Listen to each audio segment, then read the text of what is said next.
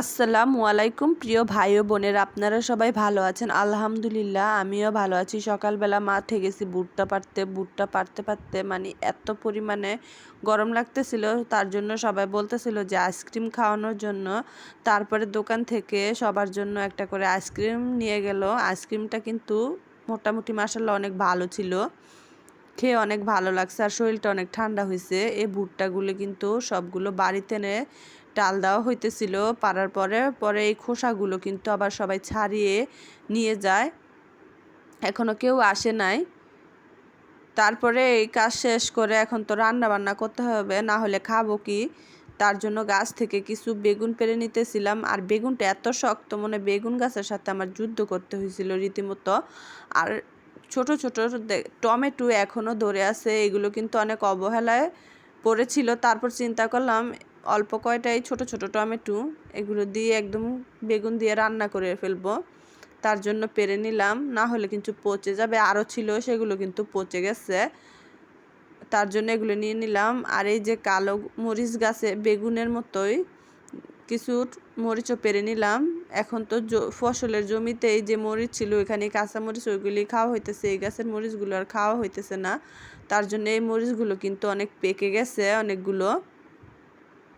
আর এই মরিচগুলো কিন্তু মোটামুটি অনেক ঝাল, খাওয়া যায় না একটা। এই যে মাছ, কালো বেগুন দিয়ে ডুমকু মাছ রান্না করব। এই ডুমকু মাছ কিন্তু খেতে অন্যান্য মাছের চেয়ে একটু স্বাদটা বেশি। এত কাজ করতে করতে যখন ভালো না লাগে, তখন কিন্তু চলে যাই একটু গ্রামের মধ্যে, একটু ঘোরাঘুরি করি, তারপরে মনটাও ভালো হয়ে যায়, শরীরটাও একটু ভালো লাগে। আর যদি একঘেয়েমি কাজই করতে থাকি, তখন কিন্তু মানে আর কাজ করতে শরীরটা সায় দেয় না, ভালো লাগে না। তার জন্য একটু বিকাল দিকে ঘোরাঘুরি করে আসলাম। সাথে আমার এক জালকে নিয়ে গেছি, ওনার নাতি হাঁটতেছে। আর যে যার মতো কিন্তু সবাই কাজ করতেছে। এখন তো কাজের সময়, কিছুদিন পরে কিন্তু এই যে বর্ষাকালে এসে পড়বে, তখন আর কোনো মানুষ মাঠেও যাবে না, আর কাজও থাকবে না। এই জায়গাটার মধ্যে ছেলেরা খেলাধুলা করে। মাশাআল্লাহ, জায়গাটা দেখতেও কিন্তু অনেক সুন্দর। গেছিলাম হাঁটতে লিচুর বাগান দেখার জন্য, আমাদের এখানে লিচুর বাগান আছে। সেই লিচুর বাগানে যাব। সামনে কি সুন্দর এই ফুল গাছটা দেখলাম, আর এই ফুলের কিন্তু মাশাআল্লাহ অনেক সুন্দর ঘ্রাণ। আর এই ফুলগুলো কিন্তু সব সময় হয় না, এই সিজনে শুধু দেখা যায় এই ফুলগুলো। এই দুইটা ফুলই এই সিজনেই দেখা যায় মাশাআল্লাহ। এই দোনোটা ফুলই কিন্তু একদম সাদা, আর এই দোনোটা ফুলের মধ্যেই কিন্তু মাশাআল্লাহ অনেক ঘ্রাণ।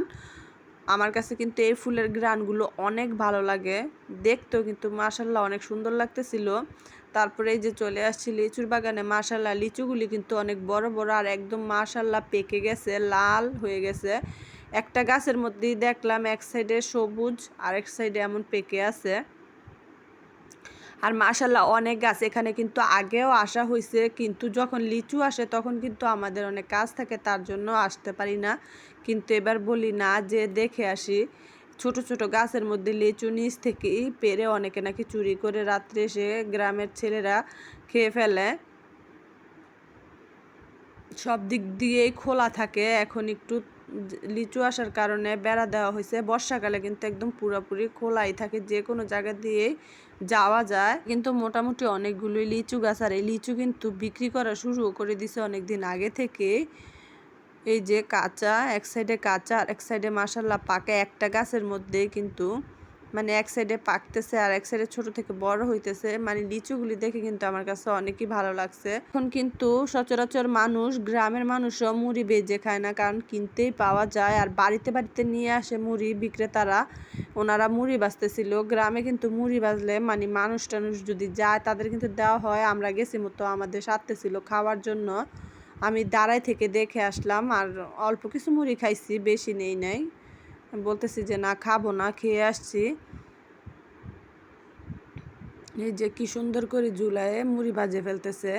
মুড়ির জন্য কিন্তু আলাদা করে ধান অন্যভাবে সিদ্ধ করতে হয়। কি আমার শাশুড়ি ছিল অনেক আগে, তখন কিন্তু ওনারা মুড়ি বেজে খেত। তারপরে আস্তে আস্তে এগুলো অনেক ঝামেলা হয়ে যায়, তার জন্য মুড়ি ভাজা ছেড়ে দিচ্ছে, কিনে মুড়ি খাওয়া হচ্ছে। এই মুড়ি কিন্তু অনেক ঝামেলার কাজ।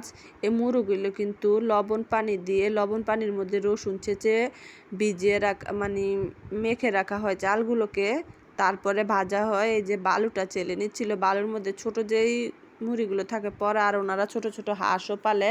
আবার দেখলাম যে 2টা ঘুঘু পাখি খাঁচার মধ্যে। এই পাখিগুলো কিন্তু আমি আগে যখন আসছিলাম অনেক ছোট দেখছিলাম, এখন কিন্তু মাশাল্লাহ অনেক বড় হয়েছে। আর হাঁসগুলো কি সুন্দর খেলা করতেছিল, দেখে কিন্তু মাশাল্লাহ আমার কাছে অনেক ভালো লাগছে।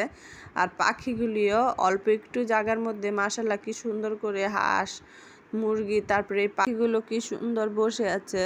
আর পরন্ত বিকেলে এভাবে বসে থাকতে কিন্তু আমার কাছে অনেক ভালো লাগে। তারপরে মাঠে কিন্তু আজকে অনেক রৌদ্র। এবারের বছরের ফসল তোলা তো কৃষকের ঘরে শেষ, তার জন্য এই যে ক্ষেত বানানো হচ্ছে বড় মেশিন দিয়ে, বানায় ফসল লাগিয়ে দেওয়া হবে ধান।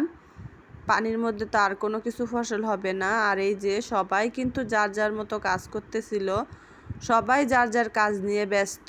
আজকে এই পর্যন্তই, আল্লাহ হাফেজ। আমার ভিডিওটা যদি ভালো লেগে থাকে আমার চ্যানেলটাকে সাবস্ক্রাইব করে দিয়ে আমার পাশেই থাকবেন। আল্লাহ হাফেজ।